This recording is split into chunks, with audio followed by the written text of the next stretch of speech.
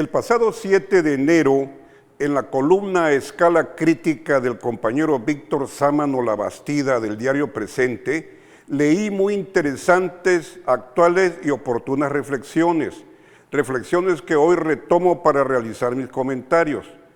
Considero que es necesario hacerlo para que las personas que me escuchen o me lean puedan entender el trasfondo histórico que hace necesaria la reforma energética que viene realizando el gobierno de la Cuarta Transformación. Nos dice Sámano Labastida que durante pasados sexenios la gran empresa petrolera, Petróleos Mexicanos, Pemex, fue la caja chica de los gobiernos revolucionarios entre comillas. Estos succionaron de manera sistemática las utilidades de la paraestatal. Después de Lázaro Cárdenas, Pemex se convirtió en rehén de la Secretaría de Hacienda y los gobiernos convirtieron a la empresa en su vaquita lechera, víctima de una ordeña escandalosa, hasta dejarla anémica y con una inmensa deuda. Las utilidades succionadas de Pemex sirvieron para cubrir buena parte de los programas sociales de inversión del gobierno federal y para pagar parte de los servicios de la deuda. Este saqueo sistemático terminó por devorar la gallina de los huevos de oro. En el periódico La Jornada del 4 de noviembre del 2012, leemos un amplio y rico estudio de Israel Rodríguez, del cual tomamos los siguientes datos. Solo durante los 2 sexenios panistas de Vicente Fox y Felipe Calderón, de sus utilidades, Pemex aportó al fisco un monto superior a la deuda pública. Durante esos 12 años, la paraestatal aportó a las arcas gubernamentales vía impuestos 6.4 billones de pesos, mientras que la deuda pública era de 5.6 billones. Paradójicamente, casi una burla que abuse de la ignorancia del ciudadano común, a pesar de esos inmensos ingresos de Pemex, la Secretaría de Hacienda y la propaganda neoliberal nos presentó siempre a la paraestatal como una empresa no rentable y, por lo mismo, con una deuda estratosférica. Esa misma propaganda amañada de la derecha nos decía que por ello había que privatizarla. Por ser la vaquita lechera de Hacienda a la que se le ordeñó año con año, la deuda de Pemex creció 325% del 2001 al 2012. Durante los 12 años de gobierno de Vicente Fox y Felipe Calderón, la deuda de esa paraestatal creció de 434,000 millones de pesos a 1,345,000 millones de pesos.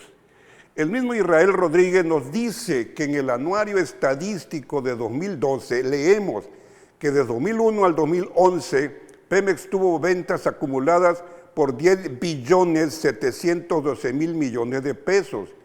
Pero en ese mismo periodo, la paraestatal aportó al fisco 5,724,000 millones de pesos, que significó el 53.4% de sus ventas.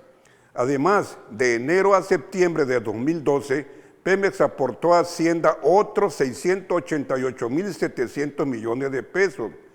Por el contrario, en total contraste, las 30 empresas privadas, las más grandes y que cotizan en la Bolsa Mexicana de Valores, que tuvieron ventas por 2,777,000 millones de pesos, solo pagaron al fisco 124,000 millones de pesos, es decir, el 4.5% de sus ventas, porcentaje que contrasta con el 53% de las ventas que aporta Pemex.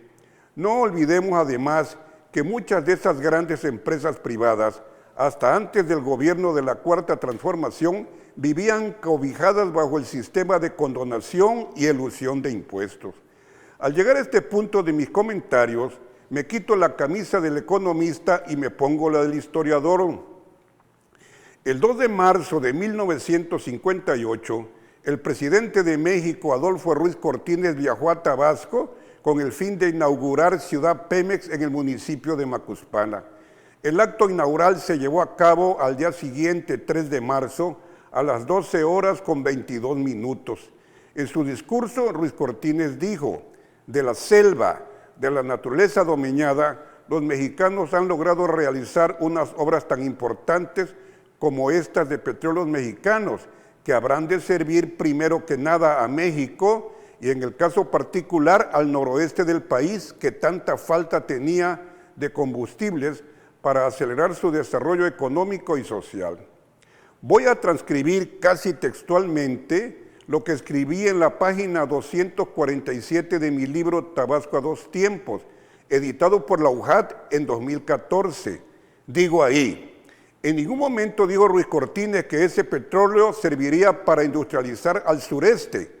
Como todos los discursos presidenciales de aquellos años, aquel discurso no era más que la expresión clara y evidente del colonialismo interno y de dominio económico que los intereses económicos del centro y norte de México, más industrializado, han ejercido y ejercen hoy sobre Tabasco y el sureste más atrasado.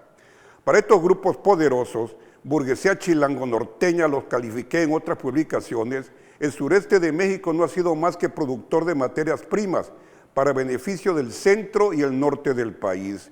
La materia prima agropecuaria como cacao, copra, pimienta y bovino ha beneficiado más a los coyotes e intermediarios del centro del país que a los ganaderos y agricultores de Tabasco y la región sureste. Esto ha implicado una explotación económica interna de una burguesía chilango-norteña sobre el sureste y otras regiones del país. En otros tiempos, como si fuera una colonia africana explotada por sus metrópolis europeas, intereses foráneos explotaron además la caoba y el cedro. Por toneladas la sacaron de Tabasco y de la región sureste. También la piel de venado y de cocodrilo. Capitales foráneos por toneladas la sacaron de Tabasco y del sureste. Solo en el semestre de septiembre de 1909 a marzo de 1910 sacaron de Tabasco 267 toneladas de piel de venado, 132 toneladas de piel de cocodrilo y 2 toneladas de piel de manatí. De ese saqueo a los tabasqueños no les tocó ni un quinto de utilidad. Igual saqueo de la riqueza platanera de Tabasco realizó la empresa estadounidense la Southern Banana, filial de la Standard Fruit, durante los años de Garrido. La mayor parte de la riqueza fue para ese monopolio gringo y a Tabasco le quedó solo pobreza y crisis económica. Igual ha sucedido con la riqueza petrolera de Tabasco, Campeche y Chiapas y de la zona del Golfo de México. Esa riqueza de petróleo y gas ha alimentado a las industrias del centro y norte del país y el sureste sigue sin industrializarse. Sin la energía derivada de los recursos petroleros del sureste, millones de vehículos en México no podrían caminar. El centro y norte del país tienen carreteras del primer mundo y las de Tabasco están para llorar. Hoy que tenemos un presidente tabasqueño, se debe aprovechar la oportunidad para llevar a cabo un amplio programa carretero de modernización. Ahí se lo dejo a nuestro gobernador. Como ya dijimos, las utilidades de Pemex logradas con la explotación de los recursos petroleros del sureste han servido para financiar casi la mitad del presupuesto federal y para impulsar la industrialización del centro y norte del país, mientras los grandes capitales, la gente más rica, no pagaban impuestos. Y lo que el gobierno de Andrés Manuel López Obrador está tratando de hacer con la Cuarta Transformación, además de revivir y fortalecer a un Pemex abandonado y endeudado por los gobiernos neoliberales, la vaquita lechera de otros tiempos, es revertir las relaciones internas de explotación económica por la que los grupos poderosos chilango-norteños han saqueado al sureste de México, sumiéndolo en el atraso y en más pobreza. Muchas gracias.